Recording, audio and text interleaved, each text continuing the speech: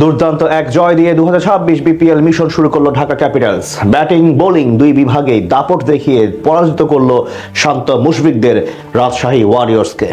Bat হাতে আরও একবার নিজের পুরনো রূপ দেখালেন সাব্বির রহমান। বোলিংয়ে একাই ধসিয়ে দিয়েছেন ইমাদ ওয়াসিম। রাজশাহীর বিপক্ষে ঢাকার এমন দুর্দান্ত জয় নিয়ে বাকিটা জানবো রিপোর্টে।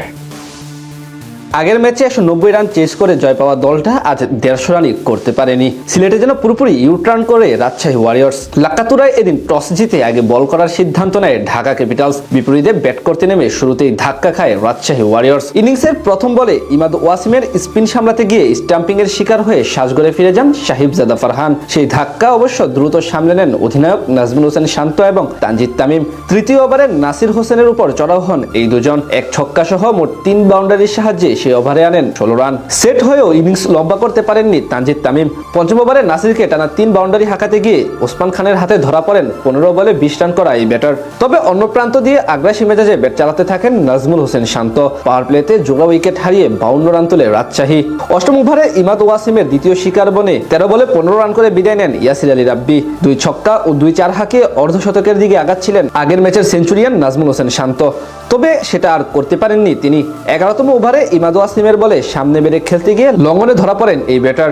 আজ তার কাছ থেকে আসে 28 বলে 37 রানের ইনিংস। মাঝে মেহরুব হোসাইনকে ফেরান জিয়াউর রহমান। এরপর হাল ধরেন মুশফিকুর রহিম এবং মোহাম্মদ নওয়াজ। তবে বেশি দূর আগাতে পারেনি তারা। 16তম ওভারে 24 রান করে থামেন মিস্টার ডিপেন্ডেবল। এরপর একদিক থেকে নিয়মিত বিরতিতে উইকেট হারালেও লড়াই চালিয়ে যেতে থাকেন মোহাম্মদ নওয়াজ। শেষ পর্যন্ত তার 26 বলে 26 রানের ইনিংসের সুবাদে 132 রানের পুঁজি পায় রাজশাহী ওয়ারিয়র্স। বল হাতে 16 রান দিয়ে 3 উইকেট নেন ইমাদ ওয়াসিম।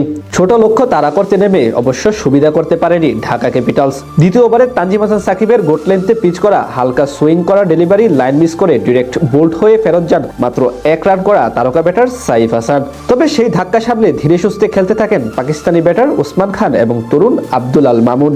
চতুর্থ ওভারে সাকিব দিয়ে যান 12 রান। ষষ্ঠ ওভারে 18 রান করা ওসমান খানকে আউট করেন তার স্বদেশী মোহাম্মদ নওয়াজ। পাওয়ার প্লেতে 43 রান জমা হয় ঢাকার স্কোরবোর্ডে।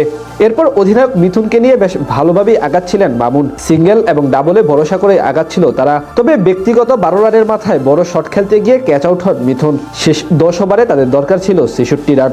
14তম ওভারে খোলস থেকে বেরিয়ে এসে বড় শট খেলতে গিয়ে সাহিবজাদা ফারহানের হাতে দুর্দান্ত এক ক্যাচ দিয়ে বিদায় নেন 45 রান করা মামুন। ক্রিজে এসে ঠান্ডা মেজাজে খেলতে থাকা নাসির হোসেন এক ছক্কা হাঁকালেও পরের বলে বিদায় নেন নওয়াজের তৃতীয় শিকার বনে। ততক্ষণে চাপে পড়ে গিয়েছিল ঢাকা ক্যাপিটালস। সেখান থেকে সাব্বির রহমান এসে সব শঙ্কা দূর করে দেন। শামীম হোসেন পাটোয়ারিকে সাথে নিয়ে একের পর এক বাউন্ডারি হাঁকিয়ে ম্যাচ জয় নিশ্চিত করে ফেলেন তিনি। বিপরীতে আসলে প্রথম পরাজয় বরণ করে রাজশাহী ওয়ারিয়র্স।